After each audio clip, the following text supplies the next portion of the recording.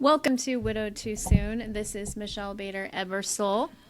I love saying my new last name. And I'm sitting here with my friend and co-host, Mark Massaro. How's it going, Mark? It's good, Miss Ebersole. I listened back to know. how I messed it up last episode. I was like, wow, it was just a total, like when you just mess up a word or whatever. I listened like 100 times because I was editing around that, and I was like, Ebersole, Ebersole. And you couldn't have just cut it out? No, just kidding. Oh, and it transcribes it, and it had written it as like Ebba, like EBA soul. I'm like, he really I have to messed see up. that. I have to see that. That's funny. It was funny. Where is that on Anyways, YouTube? No, just like on Riverside. Not a plug for Riverside, but we are recording on Riverside, and like you can see the whole episode, and you can like delete words and stuff, and so it's on the left-hand side, and I'll just have a big screenshot and show you that.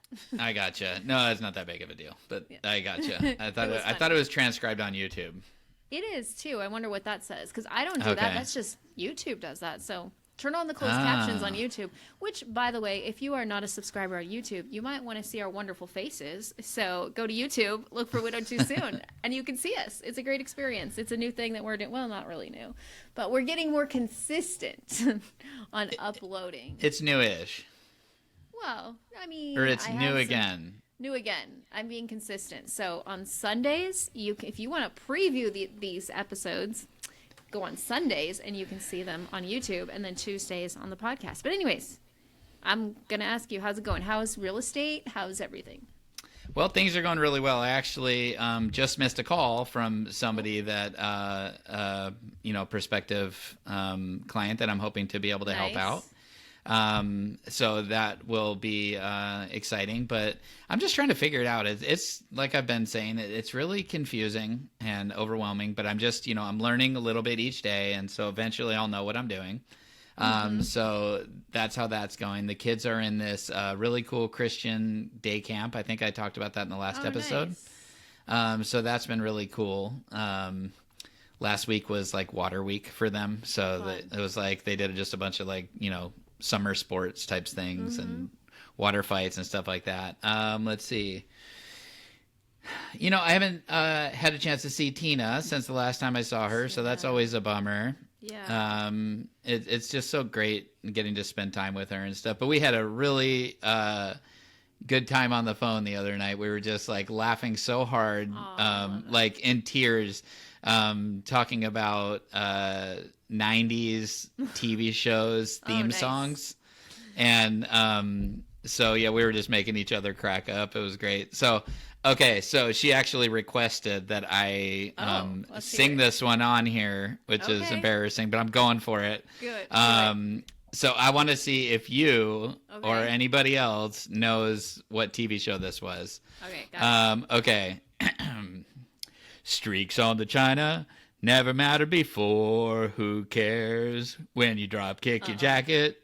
As you came to the door, no one glared. Hold on. Wait for it. I have no clue. But sometimes things get turned around and no one's spared. Do do do do. All hands look out below. There's a change in the status quo. Gonna need all the help that we can get. It's almost over. According to our new arrival, life is more than mere survival. We just might live the good life yet. Doodle doo doo doo. Doodle doo doo doo doo doo doo doo doo doo. It's a little familiar, but no. And that's the longest one you sing. I know. She requested it. She's my sweetheart. I had to do it. Got to do it for her. Give me some. Wait, don't tell me it. Give me some clues about the show. Okay. If I remember right, the guy was a butler. Punky Brewster? No, that same era though. Okay. I'll give the audience 5 more seconds, and then I'm gonna reveal it. Okay. I guess if I'm just gonna reveal it, because if anybody knows what it is, they're gonna know what it is already. Mr. Belvedere. Yes. What? Yes. I got it. You got it, Mr. Belvedere. I sang that song for her, and she was like hysterically crying. It was or laughing, like laugh crying. It was like, and then I was just laughing so hard because she was laughing so, and like neither one of us could breathe. It was just like one of those just awesome conversations, and we were just reminiscing. There was another one I did that just cracked her up, but I'm drawing a blank what it was. Was it the Jeffersons? No, I don't know. Anyways, funny. So super exciting information that I had to share. But she's never requested I sing a song, so I had to commit and go for it. That was great. I'm trying to be more brave in life. That was awesome. Yeah, I'm I think you're making up for the last, we haven't, I think because we've had guests, we haven't really had you singing much. So you're making up for all those episodes. Rob mentioned after we recorded, he's like, you didn't even sing a song. I'm like, oh yeah, well, it was your time, but it doesn't usually fit in with a guest, so. Yeah. So what else? So anything else we should know about your that was great. I just realized how random that was, but I like it. You know what? They like listening to us because we're authentic and we're real, and it's been a while since we haven't had a guest, so they get to hear us ramble now. That's how it is. We're just rambling. We're just babbling. So babbling, that's the word. Yeah, there's not a whole lot that's been up. Nothing much to report. I did have a difficult, and you and I were talking about this before the episode. It was kind of like a resurrection of PTSD. Mm-hmm. Luke had some teeth removed, and they had to put him to sleep. And gosh, I'm already getting all emotional thinking about it. So they said, okay, Dad, we're going to take him. And they had just put the IV in his arm to give him the sleeping medication. Yeah. And he was looking, there was all these people around him, all these doctors and nurses, you know what I mean? The whole dental staff, there were 6 people around him, and everybody's all talking to him. Oh, hey, look over here. 'Cause they didn't want him to look at what the dentist was doing. Yeah. And, and they said, okay, Dad, we're going to take you out to the waiting room. And I was like, oh, you don't want me? And they're like, no, you shouldn't, we don't want you to stay for this part or whatever. And I was like, okay. And so, I gave him a kiss, and he was just looking all around, looking at everybody, and he looked so confused and afraid. Oh. And then I walked out of the room and closed the door, and I could see through the little 6-inch wide window on the door, Sorry, your microphone's really loud. Sorry. No, it's okay. So I just saw through this sliver of the window, his face, and he looked so afraid, and I just lost it. It just took me back, and I was so afraid, and I walked out to the lobby, and I was totally crying, and I was like, oh my gosh, and then I was trying to hold it in.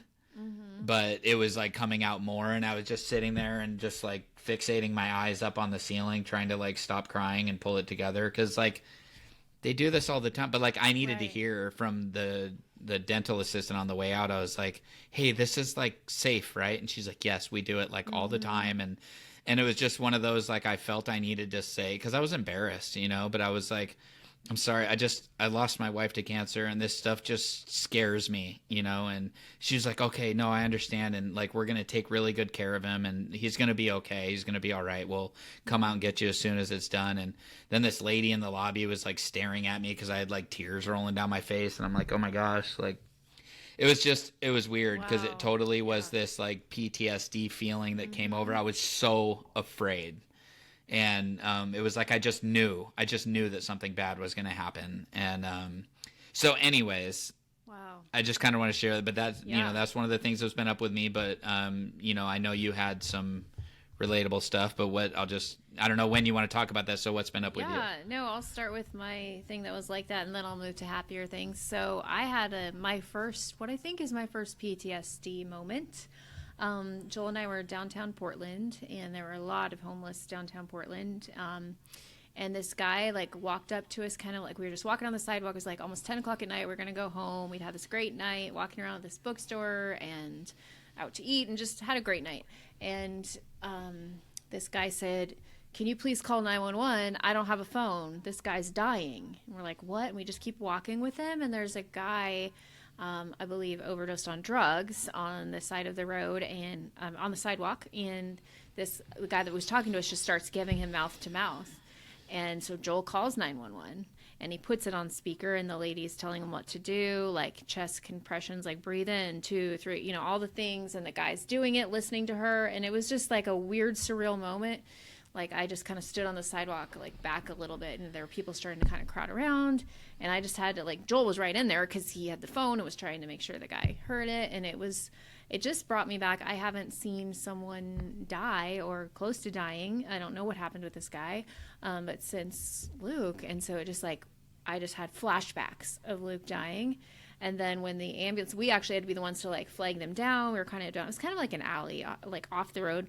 And we flagged down the ambulance and the fire trucks and all that. And then I had all of these moments because I had to call, I don't know, 5 to 10 times, call the ambulance over this series of our marriage, of all the things that Luke went through. And there was just this feeling of emergency and this feeling of dying, like, just came over me.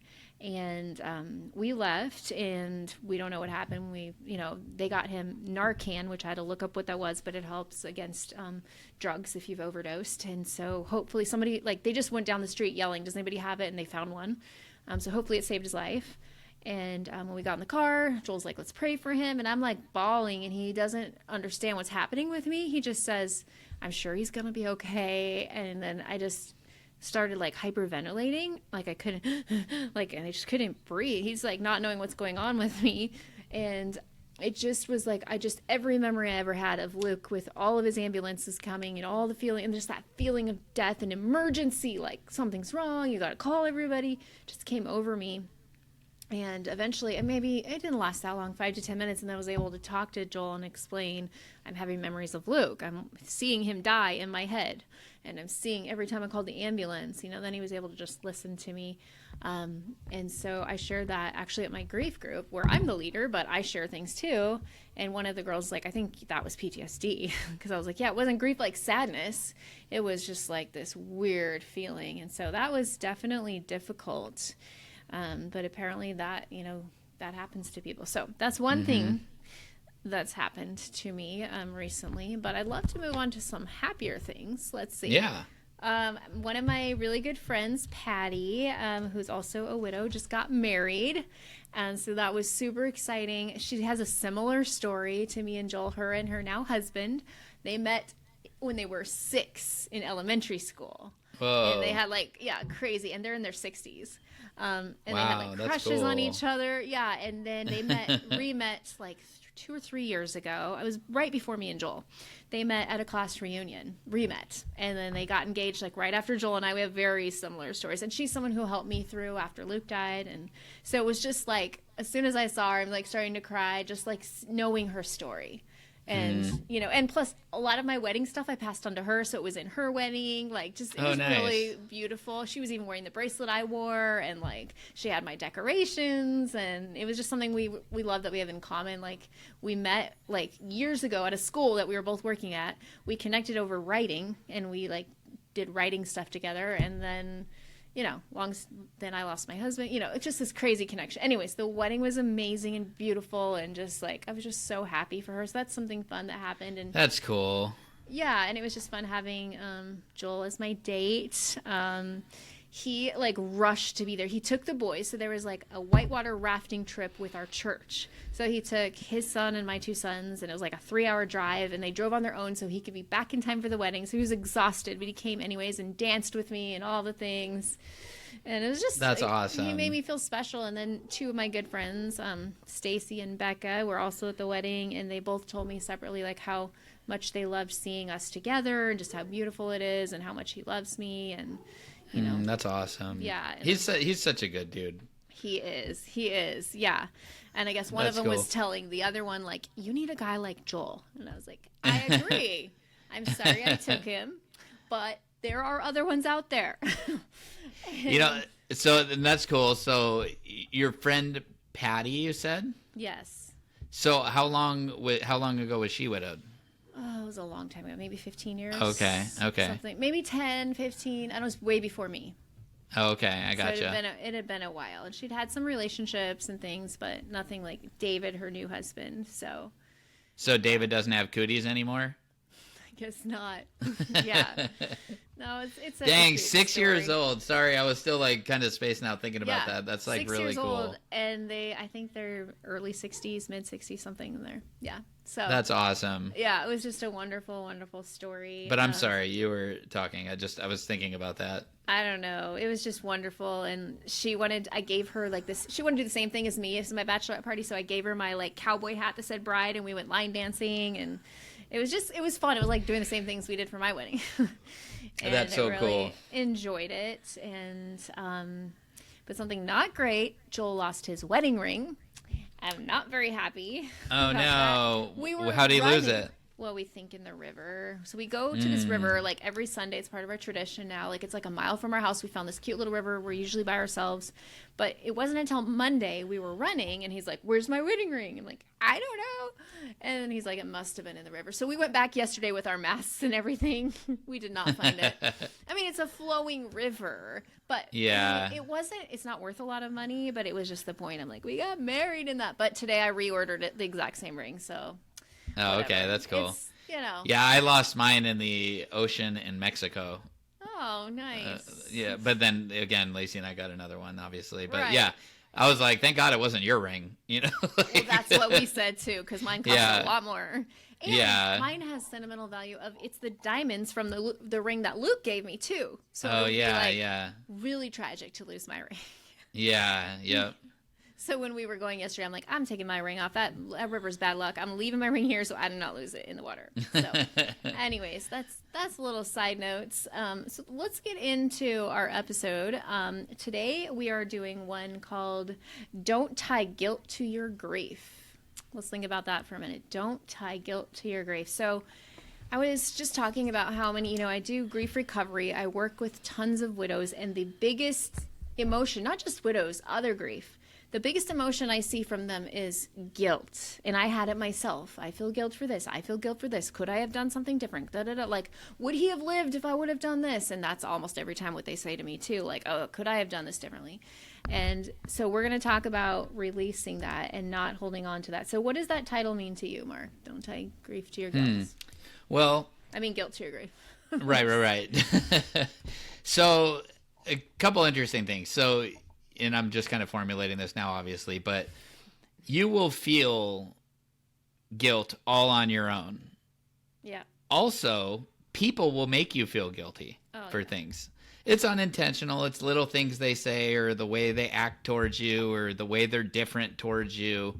But you can feel it, and then that causes you to feel guilt too. So I feel like there's lots of ways surrounding, because first of all, you can feel guilt about their death. Yeah.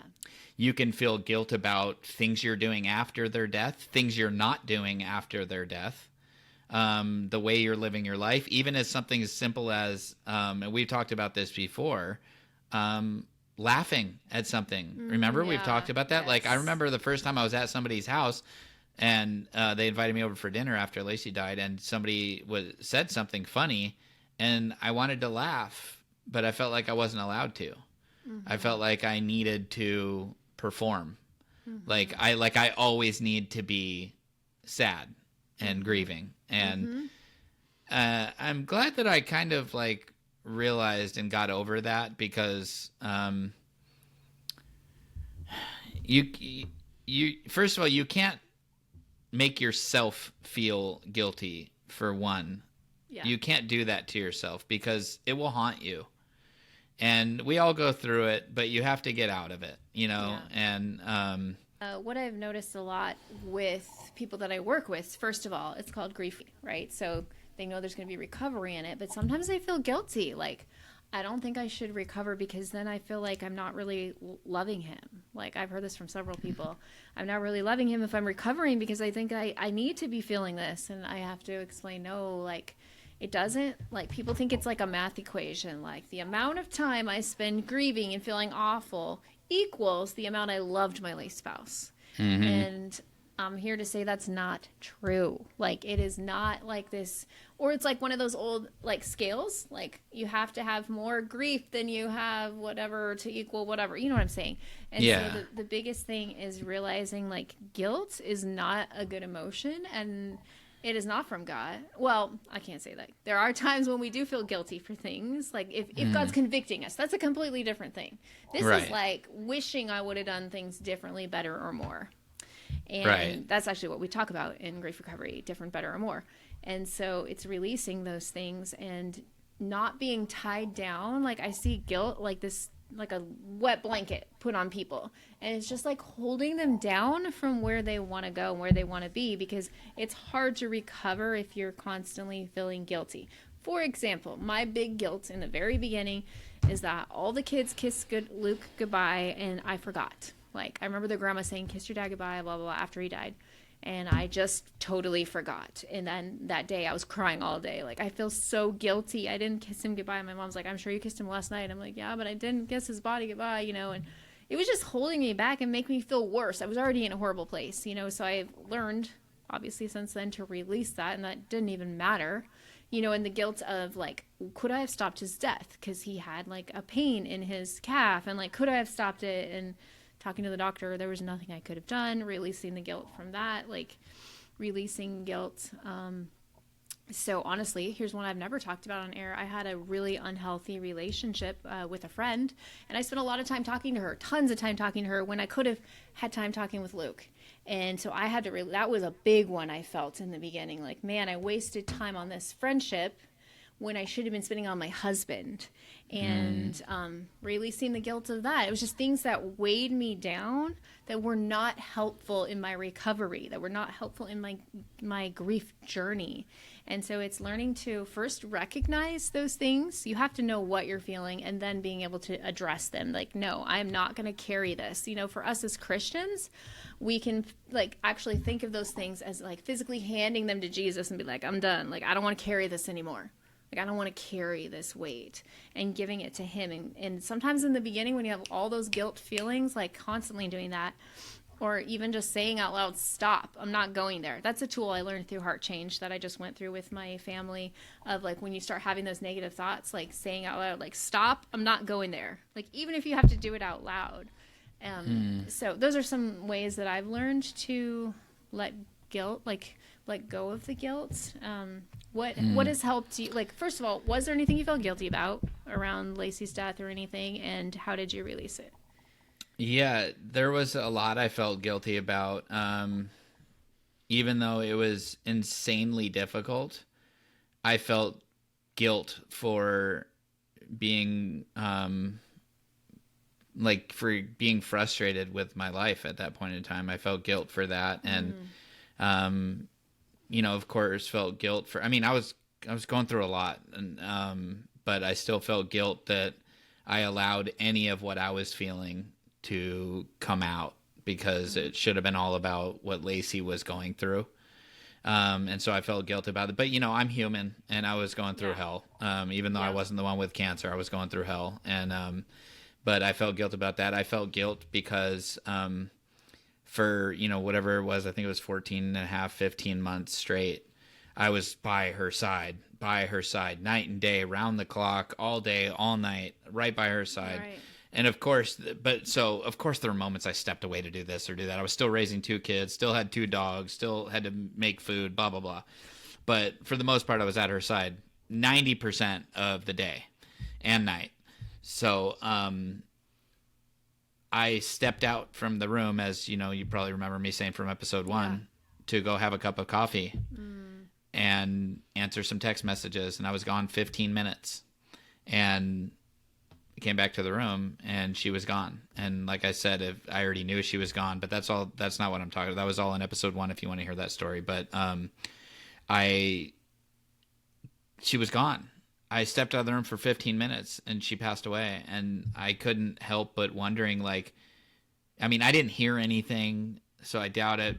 And I know, you know, the state she was in, but, like, I just couldn't help but notice, help but wonder, like, did she wake up and look around for me right before she died? Or did she, like, reach out for me or call for me or what. I don't know, so I felt guilt about not being in there when she passed. Or, you hear all these stories about people, when people watch somebody die, you can see this like huge smile come on their face, like we've heard, or something like that. And I'm like, did I miss something like that? Like, gosh, why did I have to get that cup of coffee right then? Like, out of all the time. And at that time, thank God, my kids weren't even at my house. Right. So I literally could have waited 15, 20 more minutes. Like, I just chose to leave the room at that time. So I felt guilt about that. Of course, there was, guilt about being interested in dating again, all that stuff, right? But so I wrote this Facebook post, and I think you actually commented. I know you saw it. Yeah. But I just want to read this real quick. I'm writing this out of gratitude, but need to convey how I got here. Seasons change. I can't ever seem to find the words to express just how difficult the year 2020 was. My sweet bride was so courageous in battling cancer. She fought hard with tremendous faith. She was truly a warrior. I am well aware that she was the one who was really going through it. That being said, I was fighting my own battle that consisted of never getting any sleep, 24-hour care, hardly eating, I hate the word keto, anxiety and panic attacks, watching my bride suffer greatly, extreme fear, raising kids alone while being a caregiver, hiding my fears from my kids, hiding my fears from my wife, heavy depression, loneliness, sadness, mental exhaustion, physical exhaustion, spiritual exhaustion, hopelessness, helplessness, desperation, weakness, PTSD, intense and overwhelming grief and devastation. This all scratches the surface. It's just too hard to express what it was like. On top of all of this was a pandemic in one of the worst states to go through it in. Life as I knew it was completely over. What a dark and horrible season for all involved. I hated my life. I have amazing friends and family that loved me and supported me through it. No matter how much people supported me, and it was a lot, I was still alone most of the time. I don't just mean physically alone. I also mean things like decisions and thoughts, fears, anxieties, and depression. I never wanted to burden anyone with what I was feeling. Their lives were still normal, and I felt guilt in sharing the darkness I felt. Seasons change. Now, just shy of 3 years later, I'm incredibly happy. You can miss someone intensely but still move forward. Yes. Some people may think that because I am happy that I don't miss Lacey anymore. Some people may think that I am over her because I have found great love again. That is not and never will be the case. I have accepted my reality but still love her. I think about her and miss her every single day. Healthy people move forward in life and take their memories with them. What kind of father would I be if I quit on life? What kind of Christian would I be if I stopped loving the world? I have heard things like, I'm glad you found someone, and we've talked about this before. Yeah. I'm glad you found someone, but I could never date again if my spouse died. I said the same thing, but that is easy to say when your spouse is alive. When you actually go through it, at first it's absolutely devastating. You go through grief that you can't comprehend unless you've lived it. Your best friend, your co-parent, your confidant, your everything, your world is gone. Your life is gone. You are all alone. The silence is extremely loud. Day and night you live this way. Everyone around you, their life goes on. What feels like a short time for them is an eternity for you. You now sleep alone, eat alone, watch TV alone, raise kids alone, make decisions alone, and have nobody to bounce ideas off of or share your life with. Nobody cares the way your spouse did. The inside jokes are gone. The comfort, security, and love is missing, and the plans are over. Some people will judge seemingly everything you do. Those people are just wired that way. Shake it off and find your own happiness. You are just looking to find some kind of normalcy and joy again. There's nothing wrong with that, and your true friends will want that for you. I'm so thankful to the friends and family who have been so happy for and supportive of me. You are beautiful and kind-hearted people. When you go through difficult seasons, you become so overwhelmed with gratitude to find joy again. You feel so thankful to find normalcy and happiness. The smallest things become so meaningful. Simple conversations with your new person feel like such a treasure. I'm so thankful for the beautiful woman in my life that loves me and my kids. She is truly wonderful. And then I just have to give her this shout out. Tina, you are an incredible woman who loves really well. You make me feel so special. I know you understand all of this that I wrote very deeply. I hate what we had to endure to get here, but I'm so thankful for you. Thank you for being the reason that I'm happy. Thank you for restoring joy to my heart and soul. Thank you for choosing me and putting your trust in me for your own happiness. Thank you for sharing your love with me. You are a true treasure and a rare gem. I love you very much. Seasons change indeed. So I wanted to read all of that. Sorry, I know that was super long. No, it's but wonderful. I was writing that. When I wrote that, I wanted to share something nice about Tina and how happy I was in life. But I want people to understand how you could get to this point again. Yeah. And because we've all talked about that like people are going to assume that because you're so happy with Joel, it means you don't love Luke anymore. Right. Not And true. like I wanted to address that for the people that didn't know. And so I hope that helps somebody. That's why I wanted to share it. No, that's really beautiful. You are a very gifted writer. Like you really thank you. are. You have a way of just conveying all that. So I was going to ask you what inspired that, but you explained that you want to say something nice about Tina, but needed to say all of that.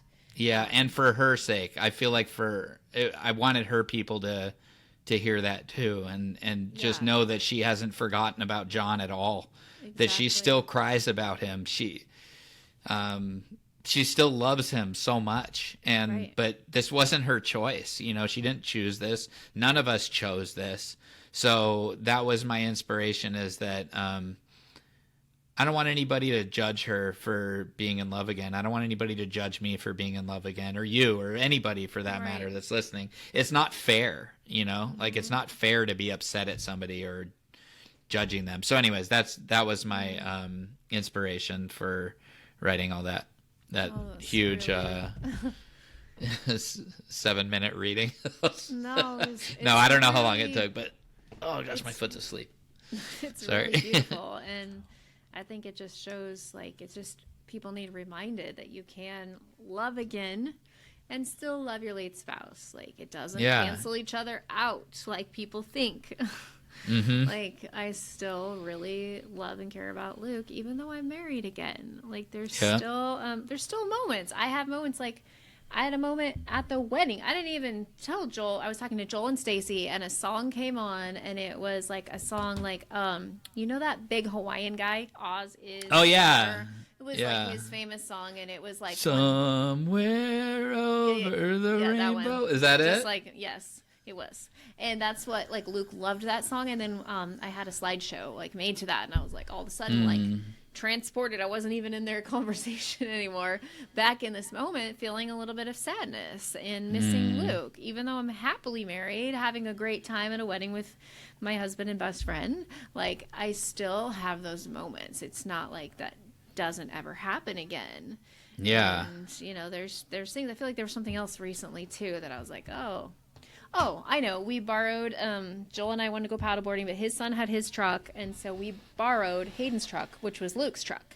And I don't think I think maybe one other time, but I don't really remember it, that Joel drove me like a long time ago, but it was just like all of a sudden I'm like, I am in Luke's truck with Joel driving. Like, it just felt weird all of a sudden, and I'm looking through, we actually have all of his old CDs, like from the 90s when you would burn them, or 2000s, and it has his writing on them. And so I'm like looking through these CDs with Luke's writing, with Joel driving in the truck, and I just had a moment. And so I told that to Joel. Just kind of feels weird right now, like that I'm with you in Luke's truck. Like yeah, I mean, I could see that for sure. I mean, I sold Lacey's car to one of my friends, and it was really weird seeing it at church. I mean, I was thankful. I was able to help him out by giving him a good deal. He was able to help me out by buying the car. But it was like weird seeing it driving around town. Like that was Lacey's car. It was very noticeable. Like I had certain things added to the car, like aesthetics that like, you know, it really stood out against other Subaru Imprezas or whatever. I had like the roof racks and all these other things. So anyways, yeah, it can be weird. It can be really weird because you're like, oh, there's Lacey. Oh, wait. Yeah. My friend Tamara actually, she didn't know that I sold them that car. Oh. And so my friend's wife, Stephanie, called Tamara about something, and she said, oh, I'll just drop it off. I'll be over there in a minute. So Stephanie came pulling up in Tamara's driveway in Lacey's car. Oh, and weird. Tamara was like, oh, my God. Oh, and she's all, for like a split second, right. I thought Lacey was at my house. And she's like, I just started crying, and and so that stuff can be weird. Sorry, No, I was just that reminded me. It can be weird. Yes. So I just looked up the definition of guilt. Guilt is an emotional discomfort you feel when you believe that you were responsible for something that offended or hurt someone else. Guilt can be legitimate. You may have made a mistake and you regret your words or action causing you to feel guilty. But I would say in the case of people dying, it's usually nothing you could have done. Like nothing Right. you could have done to change the, how things happened. God says that our days are numbered. He knows exactly. So there's nothing we could have magically done to stop it. That's what I always reference too. And, well, so how about you? What were some more things you felt guilt about? Those ones that I mentioned, definitely. Right. The first time that I talked to a guy, it was like Facebook dating app or something, and didn't even talk, just texting. I remember I feel like I'm cheating. I remember that, feeling guilty over that. But again, that's not true. I fulfilled my vows. He was gone. Just really some of those things. I can't think of any more big things right now. Right. But it was just, that I didn't kiss him goodbye, and just those other things that could I have stopped his death? Could I have done anything differently? I wish I would spend more time with him. But, it just was releasing those things and realizing that there's nothing I could have done. I'm curious if you felt this. I remember feeling this, and I don't know if it would be applicable, but I felt guilt that it was her and not me, because I felt like she was much better suited to be a single mom than I was to be a single dad. In the, not necessarily, but for the kids, for the kids' sake, I felt like, this is weird. And I don't mean this in any pity party kind of way or anything like that, but just that she comes from a lot bigger family than I do. There's more people. I don't mean this in any pity way, but it's just the reality. She comes from a much bigger family. There are a lot more people who grieved her loss than would mine, if that makes sense. And I don't mean that in any, I don't mean that in any way to feel sorry for myself. That's the reality. She has cousins and uncles and aunts and grandparents that are still, and, nephews and nieces and all that, they're all my family too, through marriage. Then they are my family. I definitely consider them my family, but Lacey's their blood, and they grew up with it. She grew up with it. You know what I mean? And so I remember feeling gosh, it should have been me. And she lived a much better life than I did. It would have made sense with my past that I got cancer. To me, I wouldn't have liked it, of course, but it didn't make sense. She was always so health conscious. She loved sugar, but she was always so health conscious. She was always out for hikes, walking. She was a beast. She was a powerhouse. She was, charge huge hills with a double stroller and 2 dogs and a baby on her back or whatever, she was very active. And so I don't know. Anyways, so I just wondering, did you have anything like that that he had it and you didn't or something? Honestly, no. Maybe because he was sick our whole marriage, and that's right. So I was the one doing. He did everything he could, but I'm the one who did most of the taking care of the kids and all that stuff. And so I didn't have that. But if I would have known him healthy, probably. But that's all I knew. 16 and a half out of 17 years, he was sick. Yeah, that's so crazy. It's a different situation. Sure. So I don't know what he would have been like when he's healthy. And what, I know things he wanted to do, and he did as much as he could with coming to baseball games and plays and all the stuff when he could. But I didn't actually really, think that, because I was the one who did everything, which makes me feel a little bit guilty. No, it makes sense. We have different roles, we had, you are the mother, so of course it is different. And like you said, he was sick most of your marriage. So, that makes sense. I was just curious. If that would kind of remind you of anything you felt like some weird guilt. So to me, that's one of the weird. All the other guilts I felt were I think normal.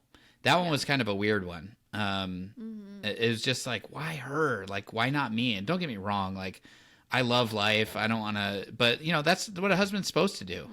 I would have absolutely been willing to take her place in a heartbeat. Right. of course I don't want to be sick and dying of cancer, but if I could, instead of seeing her go through it, like me go through it, I would choose that in a heartbeat. And I think any man that loves his wife would, I mean, that's what laying down your life for your wife is, right? Yeah. And so it's, I guess that might be something that comes along with it too, is that like as men, we're the protectors. And so and I don't mean women can't protect themselves. I'm not saying anything, but you know what I mean? Generally speaking, like if there's a noise in the house, like go check it out, honey. You know, she's going to be sending the man downstairs. And I know there's a lot of women that can do that, but I'm just saying, generally speaking, that's kind of how it is. And so anyways, it makes sense, you know? Yeah. I did feel guilty when I sold the house because I remember him saying, like knowing he was dying, I remember him saying, this is going to be a good forever house for you and the kids. And I was like, even I already knew I was going to move, but I wasn't going to tell him that. And like he was like, even though it was our starter house, like little 1,400 square feet, 3 bedrooms, and the plan was always to move out, but because of sickness and all the things, we never could afford it. But I knew that when he died, I wanted to move closer to my family, which is only like 20 minutes away, but I wanted to be more out in the country where everybody was, and that's what I did. I moved like less than 2 miles from my entire family, and I'm so glad I did. But I remember when I was signing the papers and leaving for the last time, I felt guilty. But how I came to peace with it was like, we have this big, beautiful house more in the country because of Luke's smart choices that he lived in his parents' basement until he was 25, saving up money for the down payment on that house. And because of his smartness with, we had 17 years of equity, we were able to afford a nice house. And I tell the kids that all the time, we have this nice house because of your dad. Because of his smart choices and saving money, and he didn't pay money on rent. He lived with his parents so that he could afford to do this down payment that I couldn't have done. And so that's kind of how I got through that, is like, no, it doesn't matter. In that state, he was just thinking that we just live there forever, whatever. But, we're the hard work he did lives on in this house. But that definitely was something that I felt guilt about, because he had assumed we were going to just stay living there. But I knew that I wanted to leave. And especially because he died in the house, I wanted to leave. Yep. And I had that too. Yeah. Yep. I wouldn't say I had guilt about it. I was actually, I was very thankful that I was able to, like you said, that I was able to, that I was in a position to make a choice like that. Yeah.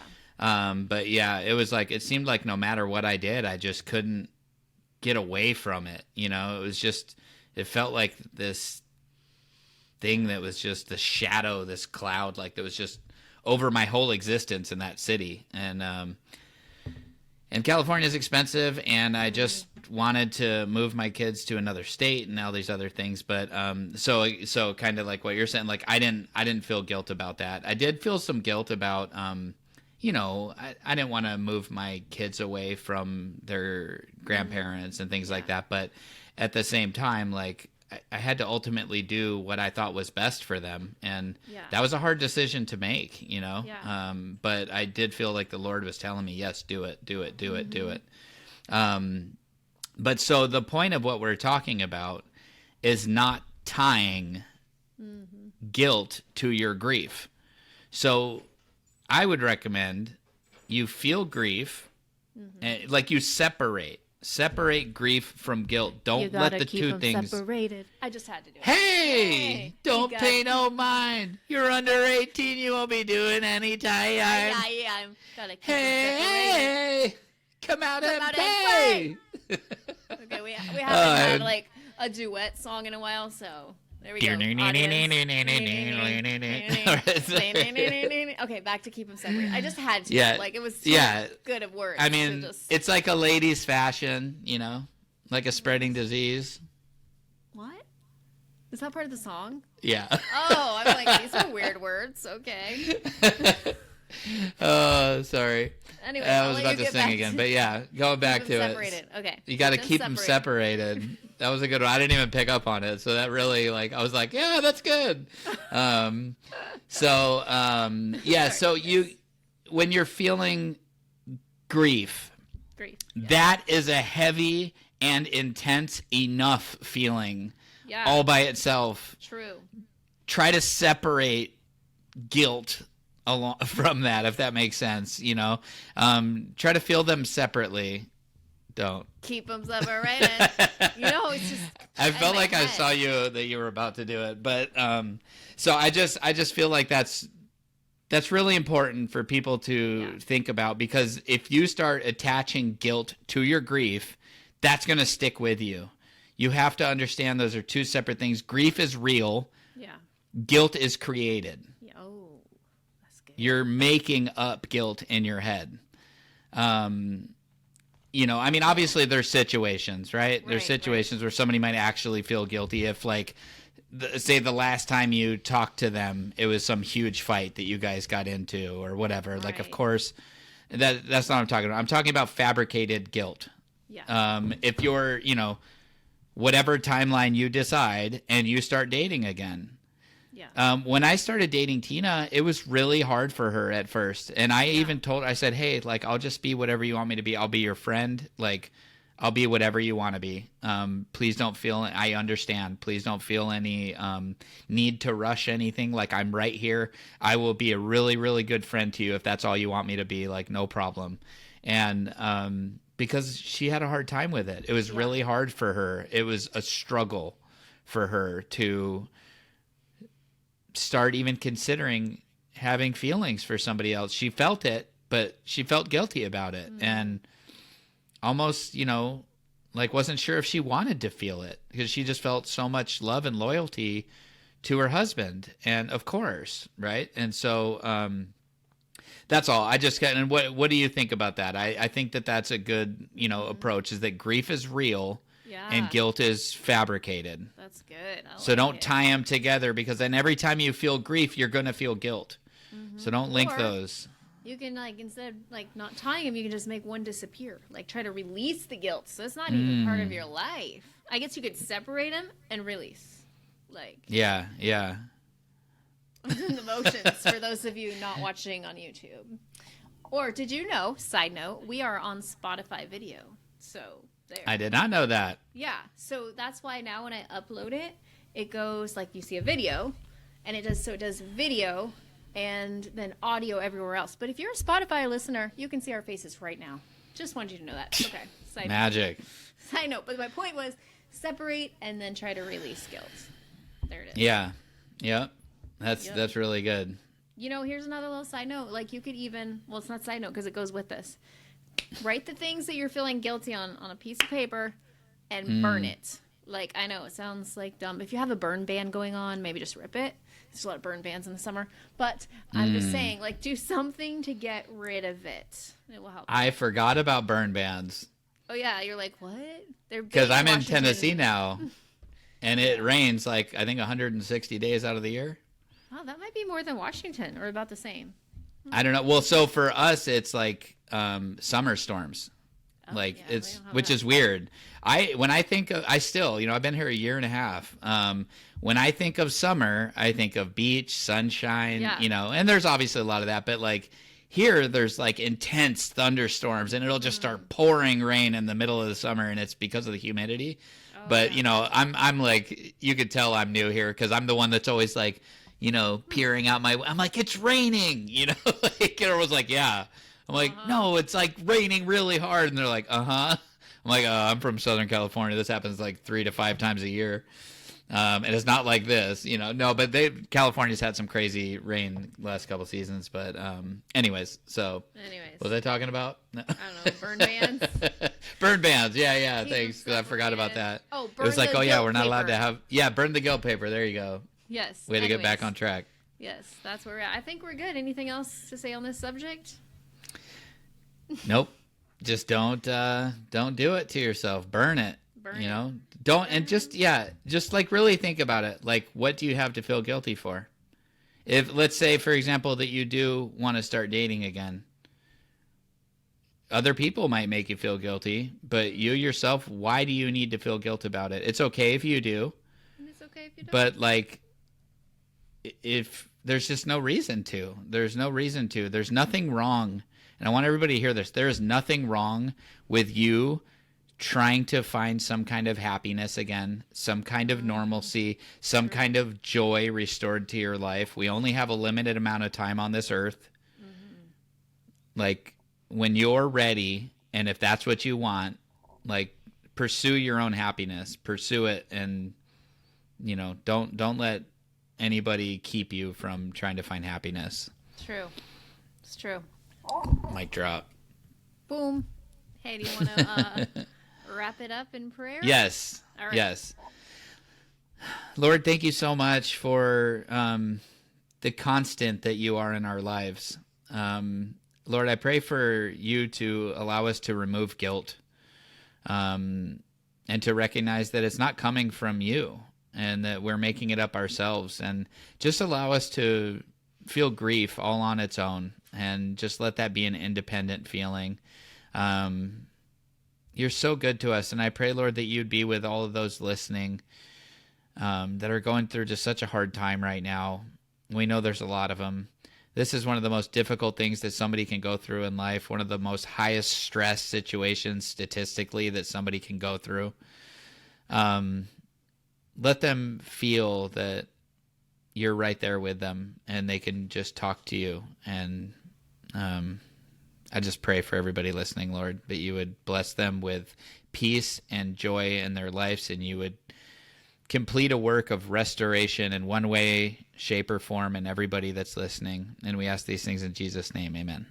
Amen. So, a couple things. If you like this episode, I'm not even going to do Bing. I'm just going to You have to do Bing. Well, first let me say this. It's even more important that you subscribe, okay? Click the little subscribe button so then every time we drop a new episode, it goes straight to your phone. There's no thinking about it. It's just there. And head on over to YouTube if you want and subscribe there, because then you can see us, which is really fun. Or if you're on Spotify, you can see us. But if you do like it, you can give us a little Bing, 5 stars, Apple Podcasts, Spotify, anywhere you listen. As you guys can see, we've been doing a lot of guests. If you'd like to be a guest, please reach out either on Facebook at Widowed Too Soon or Widowed Too Soon at widowgoals.org. You know, all the places. YouTube, you could just make a comment and say, I'd like to be a guest, and we'll be talking. So there's lots of different ways to do that. We are looking for unique stories because all of our stories are different and can help someone who may have lost their spouse in a similar way. So if you would like to share, please let us know. If you've been touched by this ministry, we are a part of Widow Goals nonprofit, and we provide not only these podcasts and social media support, but we do scholarships for grief recovery, as well as local and someday hopefully national events. So there's a link below if you'd like to give to a nonprofit. So thanks again for listening, and we look forward to seeing you next time. Bye. God bless.